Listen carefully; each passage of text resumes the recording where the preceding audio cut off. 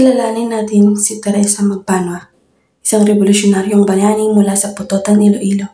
Ipinanganak noong 1868, nilabanan niya ang mga kaugalian ng lipunan upang lumaban para sa kalayaan ng Pilipinas.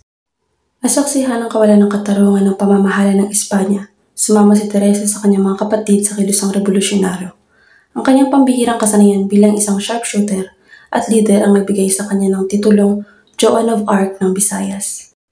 Sa labanan ng Barqueting noong 1898, pinangunahan ni Teresa ang kanyang mga tropa patungo sa tagumpay laban sa Espanyol. Ang kanyang katapangan at husay sa pagkikipaglaban ang nagpabantog sa kanya bilang isang kinikilalang mahusay na commander na tinawag na Nay Isa. Nagpatuloy ang pakikipaglaban sa mga Amerikano. Matapang na lumahok si Teresa sa labanan ng Balantang na nagpapakita sa kanyang matatag na paninindigan para lang sa kalayaan ng bayan. Ang pamana ni Teresa Magbanua ay nagbigay inspirasyon.